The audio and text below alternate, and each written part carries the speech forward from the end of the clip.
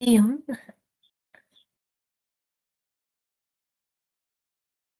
आचार्य हरि ओम अंते आचार्य। हाँ हरि ओम। ॐ देवं नारायणं नत्वा सर्वदोषविवर्जितं परिपूर्णं गुरुंष्टान् गीतार्थं वक्ष्यामि लेशतः। समस्तगुणसम्पूर्णं सर्वदोषविवर्जितं नारायणं नमस्कृत्य गीता तात्पर्यमुच्यते। नारायणं सुरगुरुं जगदेकनाथं भक्तप्रियं सकललोकनमस्कृतं च त्रैगुण्यवर्जितमजं विभुमाद्यमीशं वन्दे भवघ्नमरासुरसिद्धवन्द्यम्। नारायणं नमस्कृत्य नरं चैव नरोत्तमं देवीं सरस्वतीं व्यासं ततो जयमुदीरये। देवं नारायणं नत्वा सर्वदोषविवर्जितं परिपूर्णं गुरुंष्टान् गीतार्थं वक्ष्यामि लेशतः। मोघाशा ಮೂಢಕರ್ಮಾಣಃ ಮೂಢಜ್ಞಾನವಿಚೇತಸಃ ಅನ್ನುವ ಶ್ಲೋಕದಲ್ಲಿ ಯಾರು ನನ್ನನ್ನು ಅವಮಾನ ಮಾಡ್ತಾರೋ ಅಥವಾ ಯಾರು ನನ್ನ ಸ್ವರೂಪವನ್ನು ಸರಿಯಾಗಿ ತಿಳಿಯುವುದಿಲ್ಲವೋ ಅವನು ಮಾಡಿದ್ದೆಲ್ಲವೂ ವ್ಯರ್ಥ ಆಗುತ್ತೆ, ಕೊನೆಗೆ ಕತ್ತಲೆಯ ದಾರಿಯನ್ನು ಹಿಡಿತಾನೆ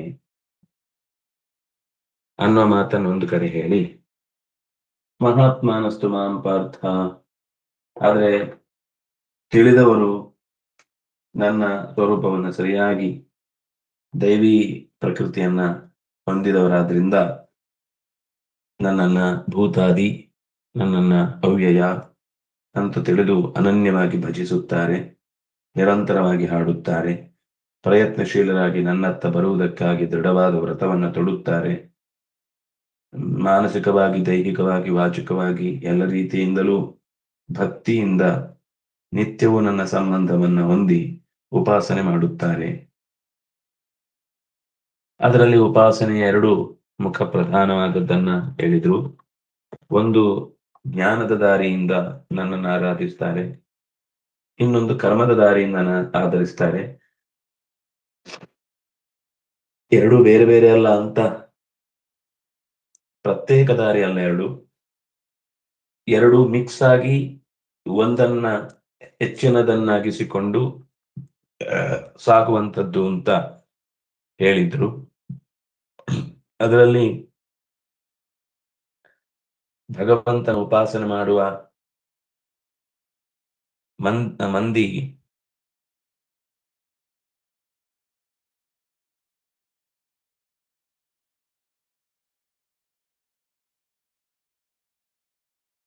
ಮಾಡ್ತಾರೆ ಅನ್ನೋದನ್ನ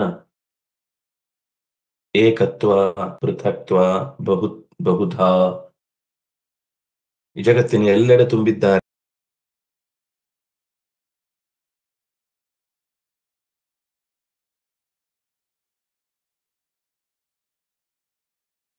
ಯಾವುದನ್ನು ಬಿಟ್ಟಿಲ್ಲ, ಯಾವುದನ್ನು ಒಂದೇ ದಾರಿ ಅಲ್ಲ, ಹಲವು ದಾರಿ ಅನ್ನೋದಕ್ಕಿಂತ ಹಲವು ವಿಧ ದಾರಿ. ಅಂದ್ರೆ ಒಂದ್ರಲ್ಲಿ ಹೋಗ್ಬೇಕಾಗುತ್ತೆ, ಇನ್ನೊಂದ್ರಲ್ಲಿ ಹೋದ್ರೆ ಇದು ಹಾಗಲ್ಲ. ಅವನಿಗೆ ವಿಶ್ವದ ಎಲ್ಲೆಡೆ ತುಂಬಿರುವಂತಹ ವ್ಯಾಪ್ತವಾದ ವಿಶ್ವರೂಪವನ್ನು ನೆನಪಿಸಿದಾಗ ಅವನನ್ನ ವಿಶ್ವತೋಮುಖ ಅಂತ ಚಿಂತಿಸಬಹುದು. ಹಲವು ಕಾಲದಲ್ಲಿ ಬೇರೆ ಬೇರೆ ಋಷಿಗಳ ಬೇರೆ ಬೇರೆ ಪ್ರದೇಶಗಳಲ್ಲಿ ಒಂದು ಕಡೆ ಯಜ್ಞನಾಗಿ, ಇನ್ನೊಂದು ಕಡೆ ಕಪಿಲನಾಗಿ, ಮತ್ತೊಂದು ಕಡೆ ಐತರೇಯನಾಗಿ, ಹಂಸನಾಗಿ, ಋಷಭನಾಗಿ, ಹೀಗೆ ಬಹುಧಾ ಹಲವು ರೀತಿಯಲ್ಲಿ ಕಾಣಿಸಿಕೊಳ್ಳುವುದನ್ನ ನಿರೂಪಣೆ ಮಾಡಿದ್ರು. ಅಷ್ಟೇ ಅಲ್ಲ, ಅದು ಒಂದಕ್ಕಿಂತ ಒಂದು ಬೇರೆಯಲ್ಲ ಅನ್ನುವುದನ್ನ ಏಕವಾಗಿ, ಇದು ಮೂರು ಒಟ್ಟಿಗೆ ನಡೆಯುವುದು. ಏಕ, ಬಹು, ವಿಶ್ವತೋಮುಖ. ಮತ್ತೆ ಪೃಥಕ್ತ್ವ ಅಂದ್ರೆ ಅದು ಇಡೀ ವಿಶ್ವವನ್ನ ಆವರಿಸಿಕೊಳ್ಬೇಕು ಅಂದ್ರೆ ವಿಶ್ವ ಅಂತ ಒಂದಿರ್ಬೇಕಲ್ವಾ. ವಿಶ್ವ ಅಂತ ಒಂದಿದೆ ಅಂದ್ಮೇಲೆ ಅದು ಇದೆ ಅಂತ ಕೆಲವರ ಭಾವನೆ. ಹಾಗಲ್ಲ, ಅದು ಮತ್ತು ಇದು ಜಗತ್ತು ಮತ್ತೆ ಭಗವಂತ, ಜೀವ ಮತ್ತು ಭಗವಂತ, ಅಂದ್ರೆ ಜಡ ಮತ್ತು ಭಗವಂತ, ಚೇತನ ಭಗವಂತ. ಅದರಲ್ಲೂ ಚೇತನಗಳಲ್ಲಿ ಪರಸ್ಪರ ಎಲ್ಲದರಲ್ಲೂ ಇದ್ರೂ ಕೂಡ ಬೇರೆ ಬೇರೆಯಾಗಿಯೇ ಕಾಣಿಸಿಕೊಳ್ತಾನೆ.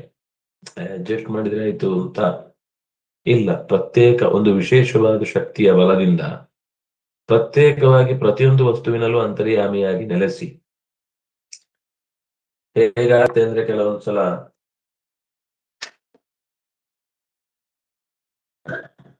ಎಲ್ಲಿಯೋ ಎಲ್ಲಾ ಕಡೆ ಇರುವವನೊಬ್ಬನೇ ಆದ್ರೂ ಕೂಡ ಯಾವ ಮೂಲದಿಂದ ಅವನು ದೋಷವನ್ನ ಪರಿಹಾರ ಮಾಡಿಕೊಳ್ಬೇಕು ಅಲ್ಲಿ ಅವನು ಶರಣಾಗತನಾಗ್ಲಿಲ್ಲ ಅಂದ್ರೆ ಅವನು ಬೇರೆ ಕಡೆ, ಅಂದ್ರೆ ವ್ಯಾಪ್ತ ಉಪಾಸನೆ ಮಾಡುವವರಿಗೆ ಈ ಸಮಸ್ಯೆ ಇಲ್ಲ, ಯಾಕಂದ್ರೆ ಅದನ್ನು ಹೊಂದುತ್ತಾರೆ. ಆದ್ರೆ ಬಿಡಿ ಬಿಡಿಯಾಗಿ ಚಿಂತಿಸುವವರಿದ್ದಾಗ ಯಾವ ಮೂಲದಿಂದ ಆತನಿಗೆ ಸಮಸ್ಯೆ ತಿಳಿಯಾಗುತ್ತೋ ಆ ಮೂಲಕ್ಕೆ ಅವನು ಬರುವ ತನಕವೂ ಕೂಡ ಅವನು ಭಗವಂತನನ್ನೇ ಆರಾಧಿಸ್ತಾ ಇದ್ರು ಕೂಡ ಇಂಡೈರೆಕ್ಟ್ ಆಗಿ ಅವನಿಗೆ ಇರುವ ಅವ್ಯವಸ್ಥೆಗಳು ದೂರ ಆಗುವುದಿಲ್ಲ. ಅಂದ್ರೆ ಅದೊಂದು ಬೇರೆನೇ ಆದ ಪ್ರವೃತ್ತಿ ಆ ಪ್ರಕೃತಿಯಲ್ಲಿ ಇದೆ, ಅಥವಾ ಆ ಅಂತರ್ಯಾಮಿ ರೂಪ ಆ ಸ್ಥಳದಿಂದಲೇನೆ ಅನುಗ್ರಹ ಮಾಡುತ್ತೆ ಅನ್ನೋದು ಗೊತ್ತಾಗುತ್ತೆ, ಬಿಡ್ಲಿಕ್ಕಿಲ್ಲ ಅನ್ನೋ ದೃಷ್ಟಿಯಿಂದ. ಮುಂದೆ ಏನು ಹೇಳಿದ್ರು, ಆ ಪೃಥಕ್ತ್ವ ಅನ್ನೋದಕ್ಕೆ ಎಲ್ಲದಕ್ಕಿಂತಲೂ ಅವನು ವಿಲಕ್ಷಣನಾಗಿದ್ದಾನೆ, ಎಷ್ಟು ವೈವಿಧ್ಯವನ್ನ ಹೊಂದಿದ್ರು ಒಬ್ನೇ ಆಗಿದ್ದಾನೆ. ಅವನು ಕೆಂಪು, ಹಳದಿ, ನೀಲಿ, ಶುಕ್ಲ ಅನ್ನುವ ರೀತಿಯ ಹಲವು ಬಣ್ಣಗಳಿಂದ ಕಾಣಿಸಿಕೊಳ್ತಾನೆ ಒಂದೊಂದು ಶಕ್ತಿ ಕೇಂದ್ರಗಳಲ್ಲಿ. ಇನ್ನು ಆ ಯಜ್ಞದ ವೈವಿಧ್ಯ ಬಹುಧಾ ಅಂತ ಹೇಳುವುದಾದ್ರೆ ದ್ರವ್ಯ ಯಜ್ಞ, ಸ್ತಪೋ ಯಜ್ಞ, ಯೋಗ ಯಜ್ಞ, ಸ್ಥಾಪರೆ ಅನ್ನುವ ಮಾತುಗಳಲ್ಲಿ ಅದನ್ನು ತುಂಬಾ ವಿಸ್ತಾರವಾಗಿ ಚರ್ಚಿಸಿದ್ದಾರೆ. ಆದ್ರಿಂದ ಅದರ ಬಗ್ಗೆ ಎಷ್ಟು ಹೇಳಿದ್ರು ಮುಗಿಯುವುದಿಲ್ಲ. ಅವರವರು ಯಾವ ಕ್ಷೇತ್ರದಲ್ಲಿರ್ತಾರೋ ಆ ಕ್ಷೇತ್ರದ ಬೆಳವಣಿಗೆಗಾಗಿ ಪ್ರಾಮಾಣಿಕವಾಗಿ ದುಡಿಯುತ್ತಾ ಆ ದುಡಿಮೆಯನ್ನೇ ಭಗವಂತನ ಪೂಜೆ ಅಂತ ಸಮರ್ಪಿಸ್ತಾ ಬದುಕುವುದು ಆದಾಗ ಅಷ್ಟು ವೈವಿಧ್ಯಗಳು ಯಜ್ಞಗಳು ಇರುವುದಕ್ಕೆ ಅಂದ್ರೆ ಸ್ವಾಧ್ಯಾಯದಿಂದಲೇ ಆಗುತ್ತೆ ಅಂತ ಒಂದು ವಿಶಿಷ್ಟವಾದ ಚಿತ್ರಣ ಏನು ಅಂದ್ರೆ ಯೋಗ ಯಜ್ಞ ತಥಾ ಪರೇ, ಯೋಗದ ದಾರಿಯಿಂದಲೂ ನನ್ನನ್ನು ಹೊಂದುತ್ತಾರೆ ಅಂತಿದೆ. ಮತ್ತೆ ಹಾಗಾದ್ರೆ ಜ್ಞಾನ ಯಜ್ಞದಿಂದ ಹೊಂದುವುದು, ದ್ರವ್ಯ ಯಜ್ಞದಿಂದ ಹೊಂದುವುದು, ಎಲ್ಲರೂ ಕೂಡ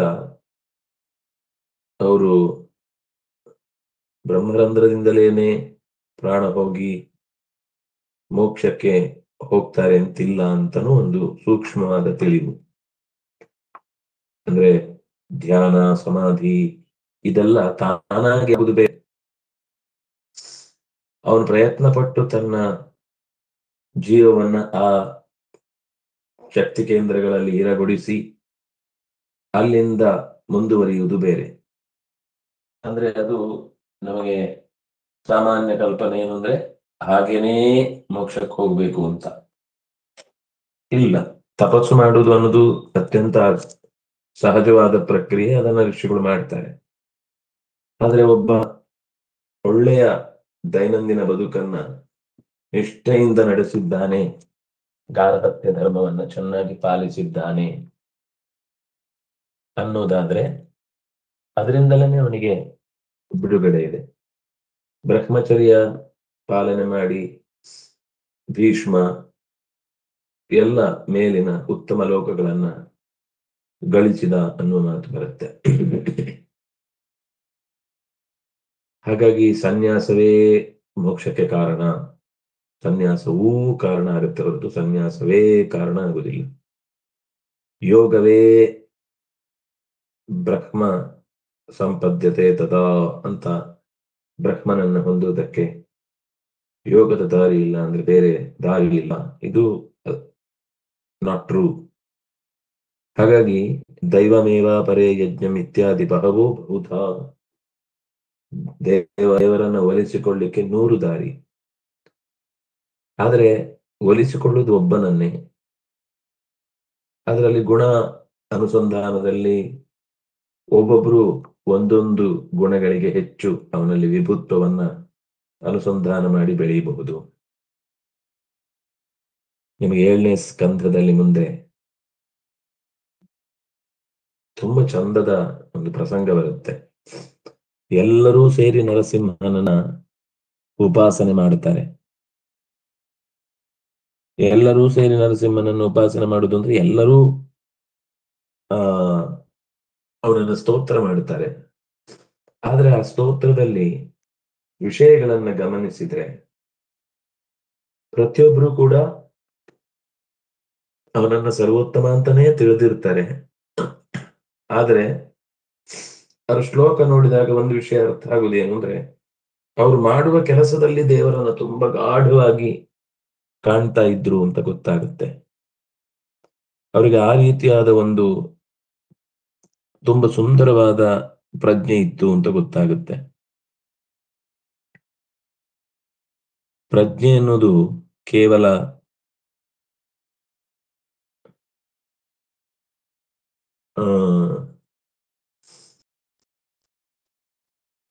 ಎಲ್ಲಾ ವಿಷಯದಲ್ಲೂ ಎಲ್ಲಾ ಕಾಲದಲ್ಲೂ ಎಲ್ಲರಿಗೂ ಇರುತ್ತೆ ಅಂತಿಲ್ಲ. ನಾಗೇಶ್ವರರು ತಮ್ಮ ನಾಗಲೋಕದ ಸಂಬಂಧದಿಂದ ಜಗತ್ತನ್ನ ಉಳಿಸ್ಬೇಕು ಅಂತ ಏನ್ ಪ್ರಯತ್ನಿಸ್ತಾ ಇರ್ತಾರೋ ಅದಕ್ಕೆ ಆ ಶತ್ರುಗಳ ಉಪಟಳ ಆಗ್ತಾ ಇರುತ್ತೆ. ಪಿತೃದೇವತೆಗಳು ಪಿತೃಲೋಕದ ಸಂಬಂಧವನ್ನ ಮಾನುಷ ಬೆಳವಣಿಗೆಗೆ ಏನೇನು ಸಹಕಾರ ಕೊಡ್ತಾ ಇರ್ತಾರೋ ಅದಕ್ಕೆ ತೊಡಕಾಯಿತು. ಅದನ್ನ ಅವರು ಸರಿಯಾಗಿ ನಿರ್ವಹಿಸುವುದಕ್ಕೆ ನೃಸಿಂಹನ ಅನುಕೂಲ ಆಯಿತು ಅನ್ನೋ ಮಾತು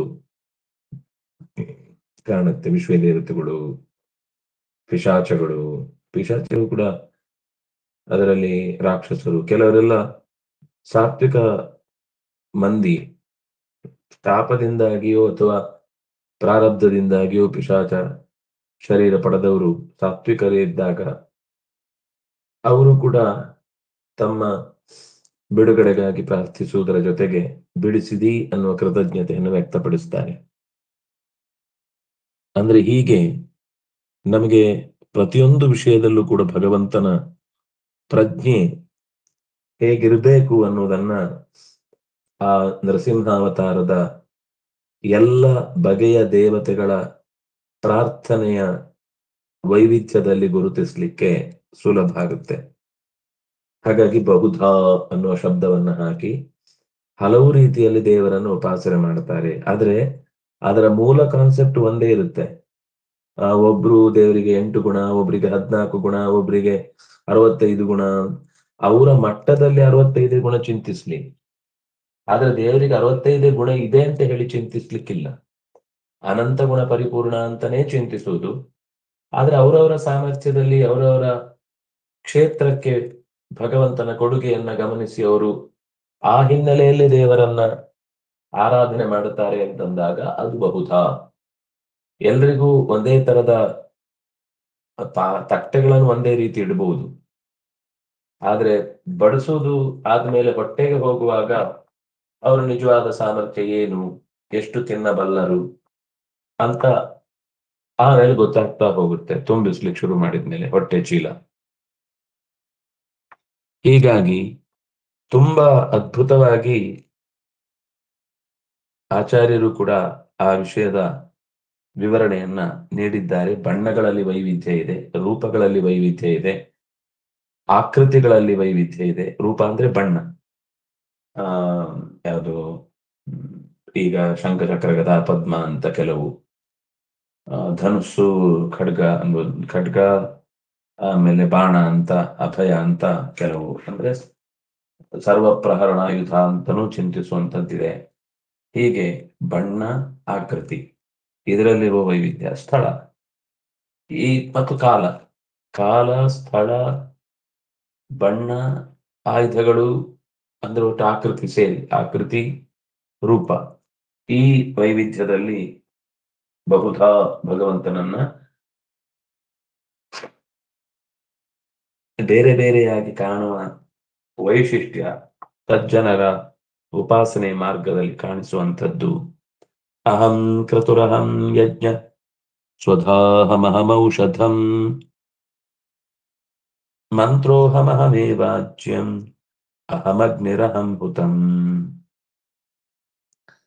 ಅಹಂ ಕ್ರತು ಅಹಂ ಯಜ್ಞ ಸ್ವಧಾ ಅಹಂ ಅಹಂ ಔಷಧಂ ಮಂತ್ರ ಅಹಂ ಅಹಮೇವ ಆಜ್ಯಂ ಅಹಂ ಅಗ್ನಿ ಅಹಂ ಹುತಂ.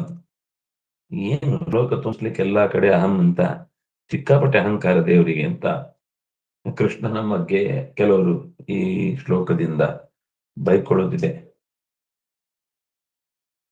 ಅಂದ್ರೆ ಕ್ರತು ಅಹಂ, ನಾನು ಕ್ರತು, ನಾನು ಯಜ್ಞ, ನಾನು ಸುಧಾ, ನಾನು ಔಷಧ, ನಾನು ಮಂತ್ರ, ನಾನೇ ಆಜ್ಯ, ನಾನೇ ಅಗ್ನಿ, ನಾನೇ ಹುತ, ಆಹುತಿ ಕೊಡುವಂಥದ್ದು ಕೂಡ ಅಂತ ಇಷ್ಟು ಪದಗಳನ್ನ ಬಳಸಿಕೊಂಡು ನಾನು ಅನ್ನೋದನ್ನ ಹೇಳಿದ್ದು ಒಂದು ಮುಖದ ಅರ್ಥವಾಗಿ ಆ ಶಬ್ದಗಳಿಂದ ಗುರುತಿಸಬಹುದು. ಆದರೆ ಅಷ್ಟೇ ಅಲ್ಲ,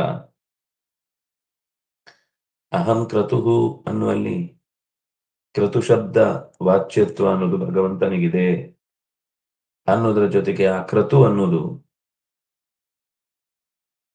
ಈಗ ಹಿಂದೆ ಏನ್ ಹೇಳಿದ್ದ, ಪ್ರತ್ಯೇಕವಾಗಿ ನನ್ನ ವಿಜ್ಞಾನ ಸ್ವರೂಪವನ್ನು ಹೇಳ್ತೇನೆ ಅಂತ ಹೇಳಿದ್ದ. ಪ್ರತ್ಯೇಕವಾಗಿ ಸಮಗ್ರವಾಗಿ ಭೂತಾದಿ ಅವ್ಯಯ ಇತ್ಯಾದಿ ಪದಗಳಿಂದ ಹೇಳಿದ್ರು.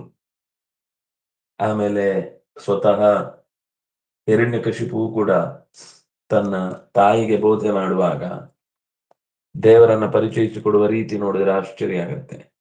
ಅವನು ಸಮಗ್ರವಾಗಿ ದೇವರನ್ನ ಪರಿಚಯಿಸಿಕೊಡ್ತಾನೆ. ತನ್ನ ಅಣ್ಣನ ಹೆಂಡತಿಗೆ, ತಾಯಿಗೆ ಮತ್ತು ಅವನ ಮಕ್ಕಳಿಗೆ ಹಿರಣ್ಯಾಕ್ಷನನ್ನು ಕಳೆದುಕೊಂಡ ನೋವನ್ನ ತಡೆ ಹಿಡಿಯುವುದಕ್ಕಾಗಿ ಮಾತುಗಳನ್ನ ಆಡುವಲ್ಲಿ ಭಗವಂತನ ವೈವಿಧ್ಯವಾದ ರೂಪಗಳನ್ನ ಅಥವಾ ಗುಣಗಳನ್ನ ಪರಿಚಯಿಸ್ತಾನೆ. ಅದು ಸಾಮಾನ್ಯ ಆಕಾರ ಜ್ಞಾನ. ಇಲ್ಲಿ ಪ್ರತ್ಯೇಕವಾಗಿ ಪ್ರತಿಯೊಂದರಲ್ಲೂ ಇರುವ ವಿಶೇಷ ಅಂಶವನ್ನ, ಜ್ಞಾನವನ್ನ ತಿಳಿಸುವುದಾದ್ರಿಂದಾಗಿ ಅಹಂ ಕ್ರತುಹು ಅಂತ ಹೇಳಿದ. ಕ್ರತು ಅಂದ್ರೆ ಅಗ್ನಿಷ್ಟೋಮಾದಿಗಳು, ಆಪ್ತೋರ್ಯಾಮ, ಅತಿರಾತ್ರ, 7 ಸಪ್ತತಂತುಗಳು ಅಂತ ಅದನ್ನ ಕರೀತಾರೆ. ಸಪ್ತತಂತು ಅಂದ್ರೆ ಪ್ರಧಾನವಾದ 7 ಯಜ್ಞಗಳು. ಆ ಕ್ರತು ಅಹಂ, ನಾನಾಗಿದ್ದೇನೆ. ಆಯ್ತು, ನೀನಾಗಿದ್ದಿ, ಸರಿ. ಅದರಿಂದ ಆ ಪ್ರಜ್ಞಾಪೂರ್ವಕವಾದ ಕಾರ್ಯದಿಂದ ನೀನೇ ಪ್ರತಿಪಾದ್ಯನಾಗಿದ್ದಿ, ಸರಿ.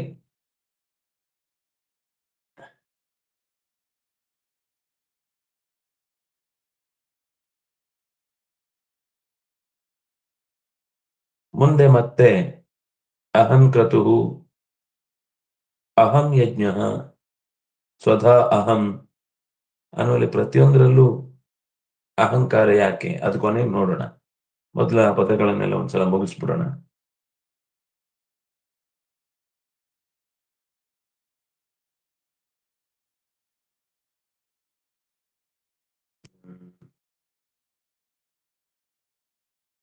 ದೇವರ ಪರಿಚಯವನ್ನ ಈ ಪದಗಳಿಂದ ಮಾಡಿಕೊಡುವಾಗ ಅದು ಕೇವಲ ಶಬ್ದವಾಗಿ ಇರುವುದಿಲ್ಲ. ಈಗ ಕ್ರತು ಅನ್ನುವ ಶಬ್ದ ಅದು ಕೇವಲ ಕ್ರತು ಆಗಿ ಇಲ್ಲ. ಅಂದ್ರೆ ಕ್ರತು ಅಂತ ಒಂದು ಹೆಸರು, ಅಥವಾ ಕ್ರತು ಅನ್ನೋದು ಒಂದು ಯಜ್ಞದ ಸಂಭಾರಗಳನ್ನ ಒಟ್ಟೈಸಿಕೊಂಡ ವಿಷಯ ಅಂತ ಅಷ್ಟೇ ಅಲ್ಲದೆ ಅದು ಗುಣವನ್ನು ಕೂಡ ಹೇಳುತ್ತೆ. ಯಾನಿ ನಾಮಾನಿ ಗೌಣಾನಿ. ಕ್ರತು ಅಂದ್ರೆ ಜ್ಞಾನ ಅಂತನೂ ಅರ್ಥವನ್ನ ಬೇರೆ ಸಂದರ್ಭದಲ್ಲಿ ಹೇಳಿದ್ದಿದೆ. ಜ್ಞಾನ ಸ್ವರೂಪ ಅನ್ನುವ ಕ್ರತೋ ಸ್ಮರ ಕೃತಂ ಸ್ಮರ ಅಂತ ಹೇಳುವಾಗ ಜ್ಞಾನ ಸ್ವರೂಪ ಅಂತ ಅವನನ್ನ ಕರೆದದ್ದಿದೆ. ಅದು ಆಯ್ತು. ಅಂದ್ರೆ ಜ್ಞಾನಪೂರ್ವಕವಾಗಿ ಮಾಡಿದ ಯಜ್ಞ, ಅದಕ್ಕೆ ಮುಂದೆ ಯಜ್ಞ ಅಂತ ಅನ್ನೋ ಶಬ್ದವನ್ನೇ ಹಾಕಿದ್ದಾರೆ. ಮತ್ತೆ ಕ್ರತು ಅಂದ್ರೆ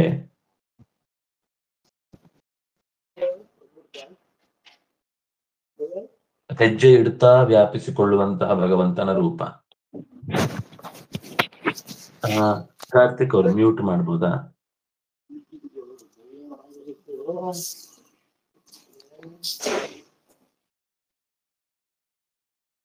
ಯಾವಾಗ ಒಂದು ಪ್ರಜ್ಞೆ ಅನ್ನೋದು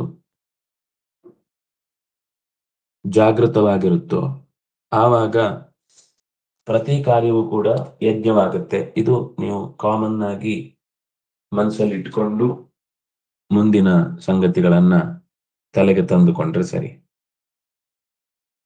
ಆಚಾರ್ಯರು ಈ ಶ್ಲೋಕದ ಮುಂದುವರಿದ ಭಾಗವನ್ನು ಒಂಚೂರು ನೋಡಿದ್ರೆ ಈ ಶ್ಲೋಕಕ್ಕೆ ಸಂಬಂಧಪಟ್ಟಂತೆ ಇರುವಂತದ್ದು,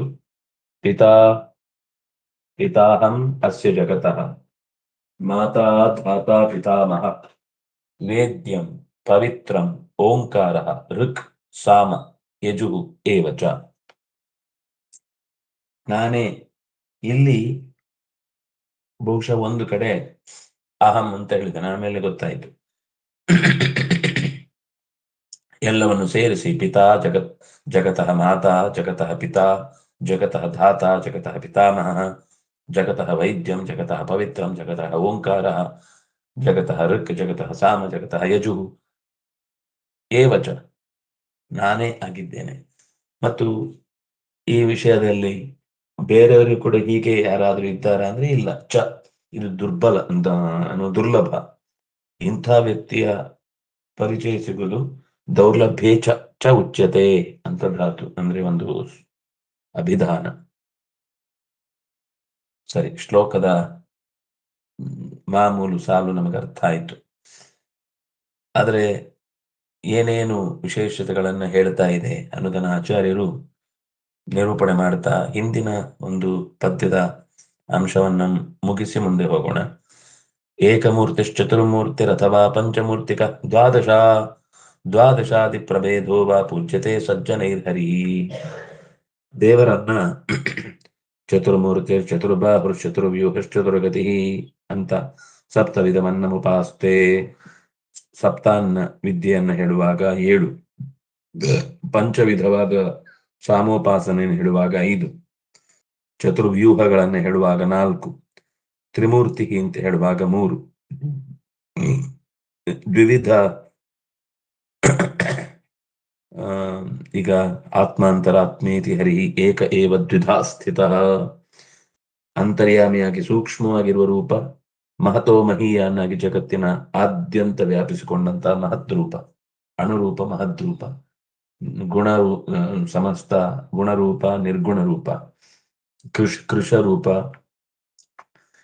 ತುಂಬಿಕೊಂಡ ಪುಷ್ಟ ರೂಪ, ಹೀಗೆ 2 ಕೊನೆಗೆಲ್ಲ ಸೇರಿ ಒಂದಾಗಿ, ಹೀಗೆ ಭಗವಂತ ಅನಂತ ರೀತಿಯಲ್ಲಿ ಉಪಾಸನೆಗೊಳಗಾಗ್ತಾನೆ.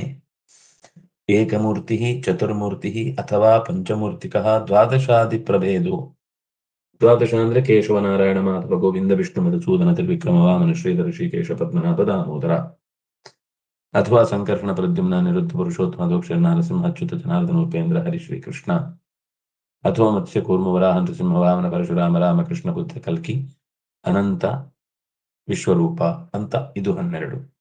ಹೀಗೆ ಹಲವು ರೀತಿಯಲ್ಲಿ ಭಗವಂತನ ಬೇರೆ ಬೇರೆ ಗುಂಪುಗಳನ್ನ ಬೇರೆ ಬೇರೆ ಶರೀರದ ಭಾಗಗಳಲ್ಲಿ ಭಗವನ್ಮಯವಾಗುವ ರೀತಿಯಲ್ಲಿ ಅದು ಆಚರಣೆ ಮಾಡುವ ಮೂಲಕ ಇರಬಹುದು, ಅಥವಾ ಅಂಗನ್ಯಾಸ ಕರನ್ಯಾಸಗಳ ಮೂಲಕ ದೇಹನ್ಯಾಸ ಮಾಡುವಾಗಿರಬಹುದು. ಪೂಜ್ಯತೆ, ಭಗವಂತ ಪೂಜಿಸಲ್ಪಡ್ತಾನೆ, ಸಜ್ಜನರು ಆ ರೀತಿ ಅವನನ್ನು ಪೂಜಿಸ್ತಾರೆ.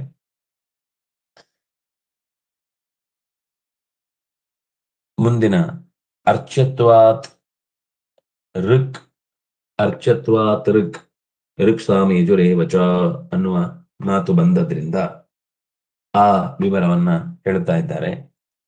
ಋಕ್ ಅಂದ್ರೆ ಅರ್ಚ್ಯ ಅಂದ್ರೆ ಪೂಜಾಯಾಮ್ ಧಾತು, ನಿರಂತರ ಪೂಜೆಗೆ ಅಂದ್ರೆ ಅವನನ್ನ ಗೌರವದಿಂದ ಕಾಣುವುದಕ್ಕೆ ಯೋಗ್ಯವಾದವನು ಅಂತರ್ಥ. ಅರ್ಚ್ಯ, ಎಲ್ಲರಿಂದಲೂ ಕೂಡ ಪೂಜೆಗೆ ಅರ್ಹನಾದವನು ಅಂತರ್ಥ. ಅರ್ಹ ಅನ್ನುವ ಅರ್ಥದಲ್ಲಿ ಪ್ರತ್ಯಯ ಬಂದದ್ರಿಂದ ಅರ್ಚ್ಯ, ಯೋಗ್ಯ ಅನ್ನುವ ಅರ್ಥದಲ್ಲಿ.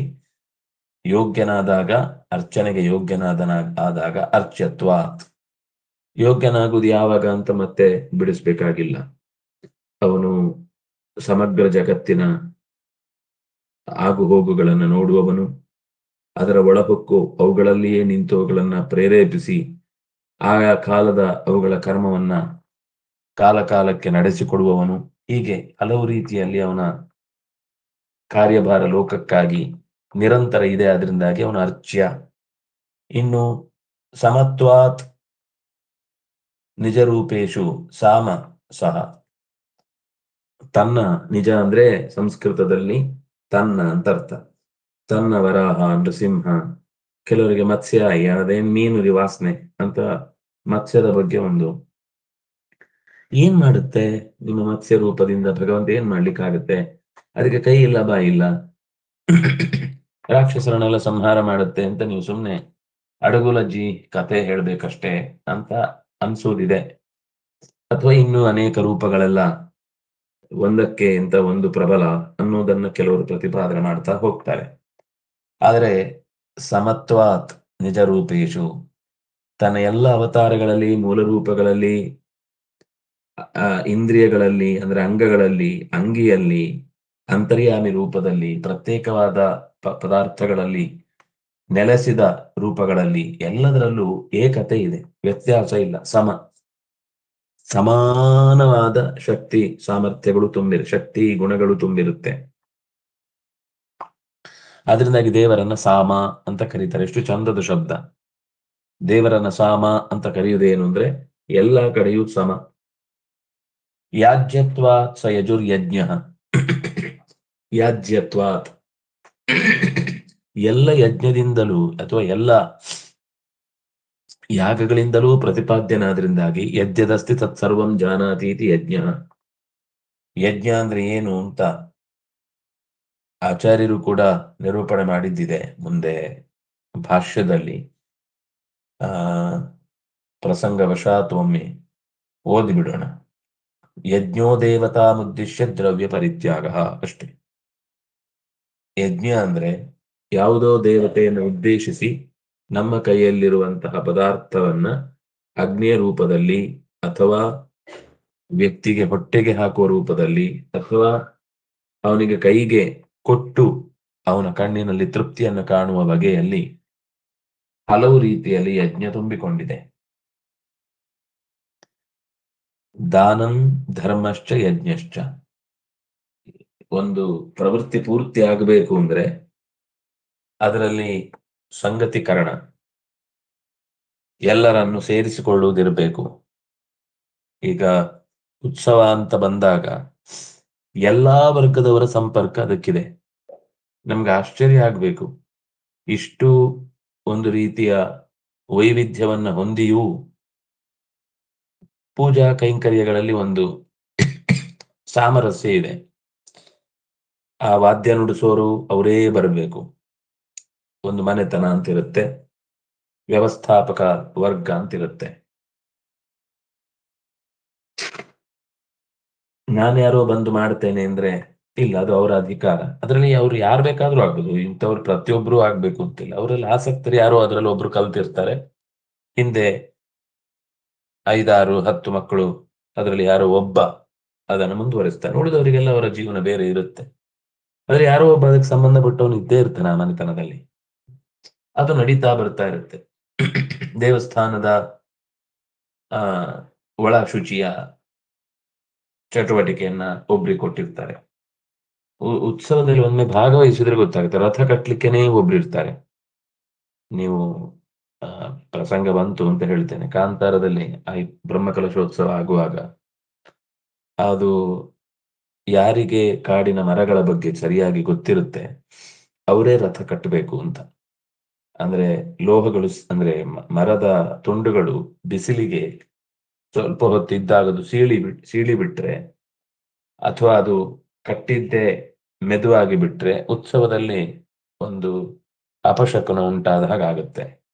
ಅದಕ್ಕೋಸ್ಕರ ಇವತ್ತಿಗೂ ನೀವು ಜಗನ್ನಾಥಕ್ಕೆ ಹೋದ್ರೆ ಅಲ್ಲಿ ಆ ಕಟ್ಟಿಗೆ ತರುವುದಕ್ಕೆ ಒಂದು ಪ್ರತ್ಯೇಕವಾದ ವರ್ಗ ಇದೆ.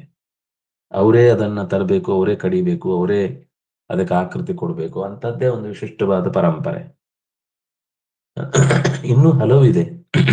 ಆಶ್ಚರ್ಯ ಆಗಿದೆ. ಕೃಷ್ಣ ಮಠದಲ್ಲೇ ನೋಡಿದ್ರೆ ಇಂತಿದ್ದನ್ನ ಈಗ ತುಂಬಾ ಆ ವರ್ಗದವರು ಅವರವರ ಕೆಲಸ ಬಿಟ್ಟು ಎಲ್ಲರೂ ವೈಟ್ ಕಾಲರ್ ಆಗಿ ಹೊರಟು ಹೋದದ್ರಿಂದ ಕೆಲವು ಕೆಲಸಗಳಿಗೆ ಯಾರನ್ನೋ ಈಗ ಹಿಡಿದು ಹೇಳಬೇಕಾಗತ್ತೆ. ಇದು ನಾನು ಸುಮ್ಮನೆ ನನಗೆ ಕಣ್ಣಿಗೆ ಕಂಡ ಸಂಗತಿ ಆದ್ರಿಂದ ನಾನು ಹೇಳಿದ್ದು. ಎಲ್ಲಾ ರೀತಿಯಲ್ಲೂ ಅವರವರಿಗೆ ಅವರವರ ಜವಾಬ್ದಾರಿಯನ್ನ ದೇವಸ್ಥಾನದ ವ್ಯವಸ್ಥೆಗೆ ಅಂತ ಒಂದಿಷ್ಟು ಉಂಬಳಿ ಬಿಟ್ಟಿರ್ತಾರೆ. ದೇವಸ್ಥಾನದ ಶುಚಿ ಕಾರ್ಯವನ್ನು ಇವ್ರು ಮಾಡ್ತಾರೆ, ಅದರಿಂದಾಗಿ ಇವ್ರಿಗೆ ಇಷ್ಟು ಜಾಗ, ಈ ಕೆಲಸವನ್ನು ಕೆಲವರೆಲ್ಲ ಆ ಜಾಗ ತಗೊಂಡು ಹೊರಟೋಗ್ಬಿಟ್ರು, ಕೊಟ್ಟಿದ್ದಾರೆ ಅಂತ ಹೆಸರಿಗೆ ಮಾಡಿಕೊಂಡು ಮುಂದೆ ಆ ಕೆಲಸವನ್ನು ಮಾಡಲಿಲ್ಲ. ಮಾಡಿಸ್ಕೊಳ್ಳುತ್ತೆ ಬಿಡಿ, ಆ ಕ್ಷೇತ್ರ ದೇವತೆ ಅದು. ಭೂತಗಳಲ್ಲೂ ಹಾಗೇನೆ, ಭೂತಾರಾಧನೆಯಲ್ಲೂ ಹಾಗೇನೆ. ಅದರಲ್ಲೊಂದು ಸುಮಾರು 16 ವರ್ಗ ಅಂತ ಇರುತ್ತೆ. ಆಯಾ ವರ್ಗದವರು ಅವರವರ ಕೆಲಸ ಮಾಡ್ತಿರ್ತಾರೆ. ಅಲಂಕಾರ ಮಾಡುವವರೊಬ್ರು, ದೀಪ ಹಚ್ಚಿ ಬೆಳಕು ಕೊಡುವವರೊಬ್ರು, ಆ ಪರಿಸರವನ್ನು ಶುಚಿಗೊಳಿಸಿ ಸಿದ್ಧಗೊಳಿಸುವವರೊಬ್ರು, ಅದಕ್ಕೆ ಪದಾರ್ಥಗಳನ್ನ ಏನೇನ್ ಕೊಡ್ಬೇಕು ಆ ಪದಾರ್ಥವನ್ನ ತಂದು ವ್ಯವಸ್ಥೆ ಮಾಡುವವರೊಬ್ರು, ಅದನ್ನು ಬೆಳೆದು ಕೊಡುವವರೊಬ್ರು. ಹೀಗೆ ಹಲವು ಕಟ್ಟುಪಾಡುಗಳ ವ್ಯವಸ್ಥೆಯ ಒಳಗೆ ಒಂದು ಉತ್ಸವ ಅಥವಾ ಒಂದು ದೈವಕೋಲ ಅಥವಾ ಒಂದು ದೇವಸ್ಥಾನದ ವ್ಯವಸ್ಥೆ ನಿರಂತರ ಒಂದು ಸಾಮಾಜಿಕ ವ್ಯವಸ್ಥೆಯಲ್ಲಿ ನಡೀತಾ ಇರುತ್ತೆ. ಹೀಗೆ ಯಜ್ಞ ಅಂತಂದಾಗ ಸಂಗತೀಕರಣ, ಹಲವು ಜನರ ಬೆರೆಯುವಿಕೆಯಿಂದ ನಡೆಯುವ ಕಾರ್ಯ. ಯಜ್ಞದಲ್ಲೂ ಕೂಡ ಕಟ್ಟಿಗೆ ತರುವನು ಅಂದ್ರೆ ಸಮಿತಿಗಳನ್ನು ತರುವನು ಒಬ್ಬ ಬೇರೆನೆ ಇರ್ತಾನೆ, ಅದು ಅವನದ್ದೇ ಕೆಲಸ, ಅವನು ಯಾವಾಗ್ಲೂ ಇದನ್ನು ಮಾಡಿಕೊಡ್ತಿರ್ತಾನೆ. ಕೃಷ್ಣ ಮಠಕ್ಕೆ ಈಗ್ಲೂ ಒಬ್ರು ದಿನ 2 ಯಜ್ಞೋಪವೀತ ಕೃಷ್ಣನಿಗೆ ಹಾಕ್ಬೇಕಾದ್ರಿಂದಾಗಿ ಅದು ಇಡೀ ಒಂದು ದಿವಸಕ್ಕೆ ಅಷ್ಟು ಹೊತ್ತು ಕೂತ್ರೆ ಒಂದು 3 ಕೈಯಲ್ಲಿ 3 ಅಥವಾ 2 ಹೆಚ್ಚು ಅಂದ್ರೆ 3-4 ಗಂಟೆ ಬೇಕು ಒಂದು ಯಜ್ಞೋಪವೀತ ಮಾಡ್ಲಿಕ್ಕೆ. ನಿಮ್ಗನ್ಸತ್ತೆ 2 ಹಗ್ಗ ತಂದ್ರೆ ಆಯ್ತು, ಜೋಡಿಸಿ ಗಂಟು ಹಾಕಿದ್ರೆ ಆಯ್ತು ಅಂತ. ಅದರ ಕ್ರಮ ನೀವು ಒಂದ್ಸರ್ತಿ ನೋಡಿದ್ರೆ ಆಶ್ಚರ್ಯ ಆಗುತ್ತೆ, ಇಷ್ಟು ಹೊತ್ತು ಬೇಕಾ ಒಂದು ಯಜ್ಞೋಪವೀತ ಮಾಡ್ಲಿಕ್ಕೆ ಅಂತ. ನಮ್ಗದು ಬರೀ ದಾರವಾಗಿ ಕಾಣುತ್ತೆ. ಆ ಒಂದು ದಾರದಲ್ಲಿ 9 ಎಳೆ ಇರುತ್ತೆ ಒಳಗೆ. ಅಂದ್ರೆ 3 ಅಂತ ನಿಮ್ಗೇನ್ ಕಾಣಿಸುತ್ತೆ, ಅದನ್ನು ಬಿಡಿಸಿದ್ರೆ ಅದರಲ್ಲಿ 3 ಇರುತ್ತೆ. ಆ 3ಅನ್ನ ನೀವು ಮತ್ತೆ ಬಿಡಿಸಿದ್ರೆ ಅದರಲ್ಲಿ 3 ಇರುತ್ತೆ. ಹೀಗೆ ಮೇಲೆ 3, ಆ ಒಂದು ದಾರದಲ್ಲಿ 3, ಆ ಒಂದೊಂದನ್ನು ಬಿಡಿಸಿದ್ರೆ ಮತ್ತೆ 3. ಹೀಗೆ ಅದನ್ನ ಒಂದು ಮನೆತನದವ್ರು ನಿರಂತರ ಅವ್ರು ಮಾಡ್ತಿರ್ತಾರೆ, ದೇವರಿಗೆ ತಂದು ಕೊಡ್ತಿರ್ತಾರೆ. ಅವ್ರಿಗೆ ಅದೇ ಕೆಲಸ. ಕೆಲವರು ಗಂಧ ತರುವುದಿರುತ್ತೆ, ತೆಗೆದುಕೊಡುವುದೇ ಕೆಲಸ. ಹೀಗೆ ಒಂದು ಸಂಗತೀಕರಣ ಇದ್ರೆ ಮಾತ್ರ ಯಜ್ಞ ಆಗುತ್ತೆ. ಆಗ್ಲೇ ಅದು ಯಾಜ್ಯ.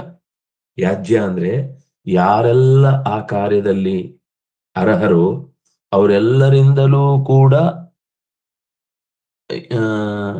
ಯೋಗವನ್ನ ಪಡೆದವನು ಯಜ್ಞ. ಯಾಜ್ಯ ಅಂದ್ರೆ ಆಯಾ ವರ್ಗದವರು ಅವರವರ ಕೆಲಸಗಳನ್ನ ಮಾಡುವುದಕ್ಕೆ ಅರ್ಹತೆಯನ್ನ ಪಡೆದವರು ಆ ಕೆಲಸವನ್ನು ಮಾಡಿಕೊಡುವಂಥದ್ದು, ಅದೇ ಯಜ್ಞ. ನೈವೇದ್ಯ ಸೆಕ್ಷನ್ ಒಂದಿರುತ್ತೆ, ಅವರೇ ಮಾಡ್ಬೇಕು. ಯಾರ್ಯಾರು ಮಾಡಿದ್ರೆ ಅದು ಏನಾಗ್ಬೇಕು ಅದಾಗುದಿಲ್ಲ, ಇನ್ನೆಂಥದ್ದು ಆಗುತ್ತೆ. ಇವತ್ತೆಲ್ಲ ನಾವು ರೆಸಿಪಿ ಅಂತ ನೋಡಿ ಕಲ್ತು ಮಾಡುವಂತ ಸ್ಥಿತಿಗೆ ಬಂದಿದೆ. ಅದಕ್ಕೊಂದು ಕ್ರಮ ಇದೆ, ಅದಕ್ಕೆ ಕಾಲದ ಹದ ಇದೆ. ಇದೆಲ್ಲ ಬಿಟ್ಟು ಹೋದಾಗ ಯಜ್ಞ ಅಪರಿಪೂರ್ಣ ಆಗಿದೆ. ಯಾಕೆ ಎಷ್ಟೋ ಸಲ ಯಜ್ಞ ಮಾಡಿಸ್ತಾರೆ ಆದ್ರೆ ಏನು ಫಲ ಕೊಡುವುದಿಲ್ಲ ಅಂದ್ರೆ ಎಲ್ಲ ಒಬ್ರೆ ಅವರೇ ಎಲ್ಲ ತಗೊಂಡು ಹೋಗ್ತಾರೆ. ನಮಗೆ ಸಮಾಜದಲ್ಲಿ ಒಂದು ನಿರಂತರವಾದ ಜನರ ಋಣ ಇರುತ್ತೆ. ಅವರವರಿಗೆ ಈಗ ದೇವಸ್ಥಾನಕ್ಕೆ ಬಟ್ಟೆ ಕೊಡುವಂತದ್ದಿರುತ್ತೆ, ಬ್ರಹ್ಮಕಲಶಕ್ಕೋ ಅಥವಾ ಉತ್ಸವಕ್ಕೋ. ಅದನ್ನ ಬಟ್ಟೆ ನೇಯ್ದು ಕೊಡುವನೇ ಒಬ್ಬ ಇದ್ದಾನೆ, ಒಗೆದು ಕೊಡುವನೇ ಒಬ್ಬ ಇದ್ದಾನೆ, ಬಣ್ಣ ಹಾಕಿ ಕೊಡುವನೇ ಒಬ್ಬ ಇದ್ದಾನೆ, ಅದನ್ನು ಕತ್ತರಿಸಿ ರಥಕ್ಕೆ ಬೇಕಾಗುವ ಹಾಗೆ ಹೊಲಿದು ಕೊಡುವನೇ ಒಬ್ಬ ಇದ್ದಾನೆ. ಅವ್ರವ್ರ ಕೆಲಸ ಅವ್ರವ್ರು. ಎಂತ ಅದ್ಭುತ ಇರುತ್ತೆ ಅಂದ್ರೆ ಕೆಲವು ಸಲ ಈಗ ನಾವು ಎಲ್ಲದಕ್ಕೂ ಕೂಡ ಆಧುನಿಕ ಸ್ಪರ್ಶ ಕೊಡ್ತಾ ಹೋದ್ರಿಂದ ಆಯಾ ವ್ಯವಸ್ಥಾಪಕರು ಮಧ್ಯದಲ್ಲಿ ನಮ್ಗೇನು ಕೆಲಸ ಇಲ್ಲ, ನಾವ್ಯಾಕೆ ಇರ್ಬೇಕು ಅಂತ ಅವರು ಊರ್ ಬಿಟ್ಟು ಹೋದದ್ದು ಅಥವಾ ಕೆಲಸ ಬಿಟ್ಟು ಹೋದದ್ದು ಹೀಗೆಲ್ಲ ಇದ್ದು ಅದು ಬೇಕಾದ ಸಂದರ್ಭದಲ್ಲಿ ಮತ್ತೆ ಅದು ಕಾಣುವುದೇ ಇಲ್ಲ. ಹೀಗೆ ಅತ್ಯಂತ ಸುಂದರವಾದದ್ದು ಯಜ್ಞ. ಯಜ್ಞ ಅನ್ನೋದಕ್ಕೆ ಎಷ್ಟು ಬೇಕಾದ್ರೂ ಮಾತಾಡಬಹುದು.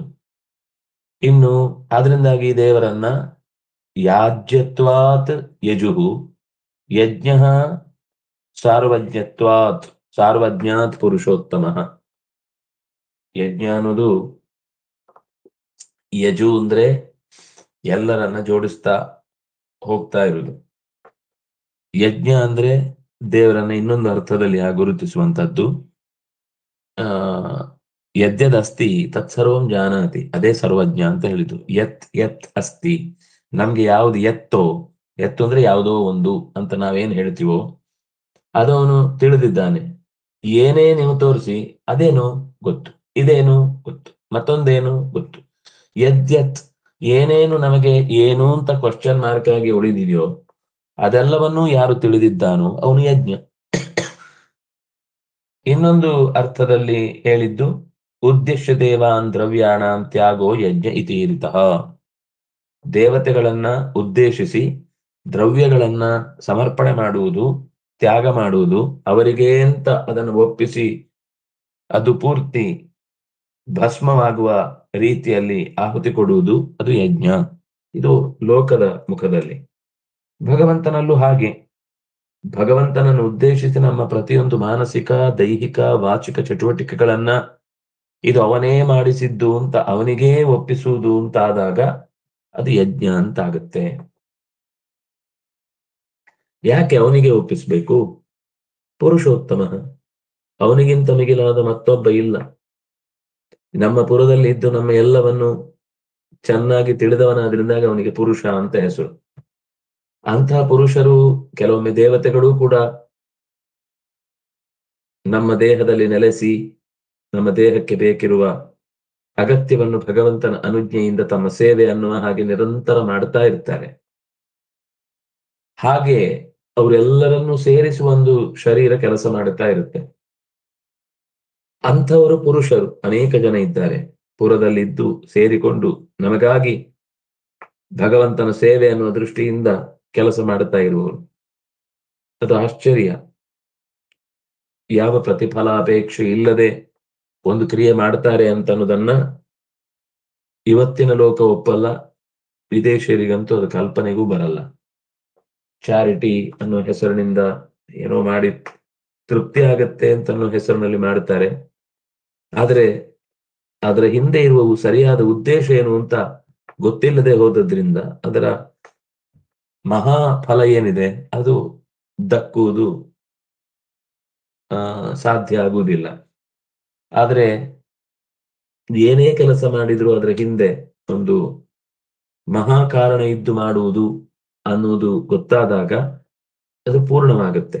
ಹಾಗಾಗಿ ಯಾಕೆ ದೇವರಿಗೇ ಒಪ್ಪಿಸುವುದು ಅಂದ್ರೆ ಆ ಪೂರ್ಣ ಪ್ರಮಾಣದ ಪ್ರತಿಯೊಂದು ವಸ್ತುವಿನ ಹೊರೆಯನ್ನ ಭಗವಂತ ಹೊತ್ತಿದ್ದಾನೆ. ಆದ್ರಿಂದಾಗ ಅವನನ್ನ ಪುರುಷೋತ್ತಮ, ಉತ್ತಮ ಪುರುಷಸ್ತ್ವನ್ಯ ಪರಮಾತ್ಮೇತ್ಯುದಾಹೃತ ಯೋ ಲೋಕತ್ರಯಮಾವಿಶ್ಯ ವಿಭಕ್ತವೇ ಈಶ್ವರ ಯಸ್ಮಾತ್ ಕ್ಷರಮತೀತೋಹಂ ಅಕ್ಷರಾದಪಿ ಚ ಉತ್ತಮ ಅತೋಸ್ಮಿ ಲೋಕೆ ವೇದೇ ಚ ಪ್ರಥಿತಃ. ತುಂಬಾ ಚಂದದ ಶಬ್ದ, ಪ್ರಥಿತಃ ಪುರುಷೋತ್ತಮ. ನೀವು ಲೌಕಿಕವಾಗಿಯೂ ದೇವರನ್ನ ಪರಿಚಯ ಮಾಡ್ಲಿಕ್ಕೆ ಹೋದ್ರೆ ಕಥಾ ಮೂಲಕವಾಗಿ ಅಲ್ಲಿಯೂ ಕೂಡ ಲೋಕೆ ನಾರಾಯಣನ ಬಗ್ಗೆ ಇರುವ ಅವನ ಚಟುವಟಿಕೆಗಳಿಗಿರುವ ಪ್ರಾತಿನಿಧ್ಯ ಬೇರೆ ರೂಪಗಳಲ್ಲಿ ಅಥವಾ ಬೇರೆ ದೇವತಾ ಶಕ್ತಿಗಳ ಅವತಾರದ ಕಥೆಯಲ್ಲಿ ನಾವು ಕಾಣುವುದಿಲ್ಲ. ಪ್ರಮಾಣ ಅಂತ ಸ್ವೀಕರಿಸೋದಕ್ಕಿಂತ ಮುಖ್ಯವಾಗುವಂಥದ್ದು ಯಾವುದು ಅನ್ನೋದು ಬಂದಾಗ ಭಗವತ್ ಪಾರವನ್ನ ತಿಳಿಸುವಂಥದ್ದನ್ನೇ ಅಂತ ಯಾಕೋ ಅಧಿಕಾರದಿಂದ ಚಲಾಯಿಸಿ ಹಾಗೆ ಹೇಳಿದ ಹಾಗೆ ಅನ್ಸುತ್ತೆ. ಆದ್ರೆ ಅದು ನಡೆದ ಘಟನೆಗಳಲ್ಲಿ ಅತ್ಯಂತ ವಿಸ್ತೃತವಾಗಿ ಸಿಗುವಂಥದ್ದು ಮತ್ತು ಋಷಿಗಳು ಆ ಮೂಲಕ ಜನರೇಷನ್ ಇಂದ ಜನರೇಷನ್ಗೆ ಒಳ್ಳೆಯ ಸಂಗತಿಗಳನ್ನು ನಿರಂತರ ಕೊಡಬೇಕು ಅಂತ ಬಯಸಿದ್ದು ನಮಗೆ ಈ ಕಾರ್ಯಗಳಲ್ಲಿ ಕಾಣುತ್ತೆ. ಇನ್ನು ಕ್ರತುಹು ಕೃತಿ ಸ್ವರೂಪತ್ವಾತ್. ಕ್ರತು ಅಂತ ಯಾಕೆ ಕೇಳಿದ್ರು? ಕೃತಿ ಸ್ವರೂಪ. ಕೃತಿ ಅಂದ್ರೆ ಚಟುವಟಿಕೆ. ಆ ಯಜ್ಞ ಆಗುವಾಗ ಕೈ ಎತ್ತಿ ಆ ಸೃಕ್ಕಿನ ಮೂಲಕ, ಸ್ರುವದ ಮೂಲಕ ತುಪ್ಪವನ್ನ ಅಗ್ನಿಯಲ್ಲಿ ಆಹುತಿಯನ್ನಾಗಿಸಿಡುವ ಒಂದು ಪ್ರಕ್ರಿಯೆ ಇದೆಯಲ್ವಾ, ಆ ಪ್ರಕ್ರಿಯೆ ಹಿಂದಿರುವ ಪ್ರೇರಣೆಯು ಅವನೇ ಆದ್ರಿಂದ ಅವನನ್ನ ಕ್ರತು. ಕೈಗೆ ಯಜಮಾನ ಇಂದ್ರ, ಅದರಿಂದ ಅವನನ್ನ ಪುರುಹೂತ ಅಂತ ಕರೀತಾರೆ. ಎಲ್ಲ ಕಡೆಯೂ ಅವನ ಕೈ ಇದೆ ಅಂತ. ಅಂದ್ರೆ ನಿಜವಾಗಿ ಮಾಡಿಸುವವನು ಅಂತ. ಇಂದ್ರ ಸ್ವತಃ ಮಾಡ್ತಾನೆ ಅಂದ್ರೆ ನಮ್ಮ ಕೈಯಲ್ಲಿ ಇದ್ದು ಮಾಡಿಸ್ತಾನೆ. ಇಂದ್ರ ಹೇಗಿದ್ದಾನೋ ಹಾಗೆ ಉಪೇಂದ್ರನು ಇದ್ದಾನೆ ಅಲ್ಲೇ. ಅವನ ಮೀರಿದಂತಹ ಉಪರಿತನ ಸ್ಥಿತ ಭಗವದ್ ರೂಪದ, ಅವನ ಅಂತರ್ಯಾಮಿಯಾದ ರೂಪ ಕ್ರಿಯಾರೂಪವಾಗಿದ್ದೇ ಆದ್ರಿಂದ, ಕೃತಿ ರೂಪದಿಂದ ಇದ್ದಾನೆ ಆದ್ರಿಂದ ಅವನನ್ನ ಕ್ರತು ಅಂತ ಕರೆದ್ರು. ಸ್ವಧಾ ಅನನ್ಯ ಧೃತೋ ಯತಃ. ಸ್ವಧಾ, ಈಗ ಯಜ್ಞದಲ್ಲಿ ಆಹುತಿ ಕೊಟ್ಟಾಗ ಯಜ್ಞದಲ್ಲಿ ಏನೂ ಉಳಿಯುವುದಿಲ್ಲ, ಎಲ್ಲ ಭಸ್ಮವಾಗಿ ಹೋಗಿರುತ್ತೆ. ನಮ್ದು ಅಂತ ಅನ್ನೋ ವಸ್ತು ಕಾಣುವುದೇ ಇಲ್ಲ ಆಮೇಲೆ. ಸ್ವಧಾದಲ್ಲಿ ಹಾಗಲ್ಲ, ಆ ಅನ್ನ ಅಲ್ಲೇ ಇರುತ್ತೆ. ಅದನ್ನ ನಮಗೆ ಮತ್ತೆ ಮೀನುಗಳಿಗೆ ಅಂದ್ರೆ ಪ್ರಾಕೃತಿಕವಾಗಿ ಯಾವುದೋ ಒಂದಕ್ಕೆ ನಾವು ಉಣಿಸಿ ಕಾಣುತ್ತೆ. ಹಸು ತಿಂತು, ಮೀನು ತಿಂತು, ಹಕ್ಕಿಗಳು ತಿಂದು, ಅಥವಾ ಕಾಗೆ ತಿಂದಿತು, ಹೀಗೆ ಯಾವುದೋ ಒಂದು ರೀತಿಯಿಂದ ಅದು ಪ್ರಾಕೃತಿಕವಾದ ಒಂದು ಜವಾಬ್ದಾರಿಯನ್ನು ಹೊತ್ತ ಸ್ವತ್ವ ಧಾರಣೆ ಮಾಡಿದ ಪ್ರಕ್ರಿಯೆ ಕಾಣುತ್ತೆ. ಇನ್ನೂ ಮುಖ್ಯವಾಗಿ ಪಿತೃಗಳಿಂದ ನಮಗೆ ಪಿತ್ರಾರ್ಜಿತ ಧಾರಣೆ ಆಗುತ್ತೆ ಈ ಶ್ರಾದ್ದಾದಿ ಕರ್ಮಗಳಿಂದ, ಸ್ವಧಾ ಕರ್ಮದಿಂದ. ಅದರಿಂದಾಗಿ ಅದು ಸ್ವತ್ವಧಾರಕವಾದದ್ರಿಂದಾಗಿ ಅದನ್ನ ಸ್ವಧಾ ಅನನ್ಯಧೃತ. ಇನ್ನೊಂದು ವಿಶಿಷ್ಟವಾದ ಹೆಸರು ನಾನು ಆ ಶ್ರಾದ್ದಕ್ಕೆ ಕುರಿತಾದ ಒಂದು ಮುಖದಿಂದ ಹೇಳಿದೆ. ಆಚಾರ್ಯರಲ್ಲಿ ಹೇಳಿದ್ದು ಅನನ್ಯಧೃತ, ಬೇರೆ ಯಾರೂ ಇವನನ್ನು ಗೊತ್ತಿಲ್ಲ. ಸ್ವಧಾ ಅಂದ್ರೆ ತಾನು ತಾನಾಗಿ ತನ್ನನ್ನ ಧರಿಸಿದವ. ಸ್ವಂ ದತ್ತೆ, ತಾನು ಧರಿಸಿದ್ದಾನೆ, ತನ್ನನ್ನು ಧರಿಸಿದ್ದಾನೆ. ಅದು ಧರಿಸಿದ್ದು ಮಾತ್ರ ಅಲ್ಲ, ಪೋಷಣೆ, ಧಾರಣೆ ಮತ್ತು ಪೋಷಣೆ. ಧಾನ್ಯ ದಾನೇನೂ ಇದೆ, ಧಾನ್ಯ ಪೋಷಣೆನೂ ಇದೆ, ಧಾನ್ಯ ಧಾರಣೆನೂ ಇದೆ. ಹೊತ್ತಿದ್ದಾನೆ, ಬೆಳೆಸಿದ್ದಾನೆ, ಉಳಿಸಿದ್ದಾನೆ, ಕೈ ಎತ್ತಿ ನೀಡಿ ಇನ್ನೊಬ್ಬರನ್ನ ಎತ್ತಿದ್ದಾನೆ. ಇದೆಲ್ಲವೂ ಕೂಡ ಥಾ ಅನ್ನುವ ಶಬ್ದದಿಂದ ಬಂದ ಭಗವತ್ ಗುಣಾನುಸಂಧಾನ. ಇದು ಸುಮ್ಮನೆ ಅವನಲ್ಲಿ ಇಲ್ಲದೆ ಇದ್ರೂ ಕೂಡ ಆ ರೀತಿಯಾಗಿ ಅವನನ್ನ ಮುಜುಗರ ಪಡಿಸುವುದಕ್ಕೆ ಅಥವಾ ಒಪ್ಪದೇ ಇದ್ರೆ ನಿನ್ ತಲೆ ಹೋಗುತ್ತೆ ಅಂತ ಹೆದರಿಸಿ ಹೇಳಿದ ಮಾತುಗಳಲ್ಲ. ಕೆಲವೊಮ್ಮೆ ಏನಂದ್ರೆ ಸ್ವಂತ ಶಕ್ತಿ ಇಲ್ಲದೆ ಇದ್ದಾಗ ತನ್ನ ವಶದಲ್ಲಿರುವಂತಹ ಪ್ರಜೆಗಳನ್ನ ರಾಜ ಪಕ್ಕದ ದೇಶದ ರಾಜನಿಗೆ ಅನುಕೂಲಕರವಾದ ವ್ಯಾಪಾರ ಮಾಡ್ತಾ ಇದ್ದಾನೆ ಎಂದಾಗ ಸಿಟ್ಟು ಮಾಡ್ಕೊಳ್ತಾನೆ. ಅಥವಾ ತನಗೆ ಯಾರೋ ಒಬ್ಬ ಆಗುದಿಲ್ಲ ಅನ್ನೋನ ಜೊತೆಗೆ ವ್ಯಾಪಾರ ಮಾಡಿ ಟ್ಯಾಕ್ಸ್ ಇವನಿಗೆ ಕಟ್ತಿದ್ದಾನೆ, ಆದ್ರೆ ಅವನ ಹತ್ರ ಜಗಳ ಆಡ್ತಾನೆ. ಇನ್ನು ಅದು ಸೂಕ್ಷ್ಮಕ್ಕೆ ಬಂದಾಗ ಅವರವರ ಮನೆಯಲ್ಲಿ, ಅವರವರ ಮಠದಲ್ಲಿ ಎಲ್ಲವೂ ಇಂಥದ್ದು ನಡೆಯುತ್ತೆ. ಆ ಸಂಸ್ಥೆಗಳಲ್ಲಿ, ನಮ್ಮ ಸಂಸ್ಥೆಗೆ ಎಲ್ಲರೂ ದುಡಿಬೇಕು, ನೀವ್ ಯಾಕೆ ಬೇರೆ ಸಂಸ್ಥೆಗೆ ಹೋಗಿ ದುಡಿತೀರಿ, ಅಥವಾ ನೀವ್ ಯಾಕೆ ಹೋಗಿ ಅಲ್ಲಿ ನಿಮ್ಮ ಅಗತ್ಯಗಳನ್ನು ಪೂರೈಸ್ಕೊಳ್ತೀರಿ ಅನ್ನೋ ರೀತಿಯ ಒಂದು ಸಂಕುಚಿತ ಮನೋಭಾವ ಏನಿದೆ, ಅದು ಸಹಜತೆಯನ್ನ ಹೆಚ್ಚು ಮಾಡುತ್ತಾ ಹೋಗುತ್ತೆ. ಆದ್ರೆ ಭಗವಂತನನ್ನ ಸ್ವಧಾ ಅಂತ ಚಿಂತಿಸುವುದರಿಂದ ಎಲ್ಲಿ ಹೋದ್ರೂ ಅಲ್ಲೊಂದು ನಮ್ಮತನ ಅನ್ನೋದಕ್ಕೆ ಬೇಕಿರುವ ಗುಣಗಳನ್ನ ಗ್ರಹಿಸ್ಲಿಕ್ಕೆ ಶಕ್ತಿ ಬರುತ್ತೆ. ಆದ್ರಿಂದ ಎಲ್ಲಿದ್ರೂ ಭಗವಂತನ ಪರವಾಗಿದ್ದಾರಾ, ಎಲ್ಲಿ ಹೋದ್ರೂ ಭಗವಂತನನ್ನ ಚೆನ್ನಾಗಿ ತಿಳಿಸುವ ಗುರುಗಳ ಪರವಾಗಿ ಇದ್ದಾರಾ, ಅಷ್ಟು ಸಾಕು.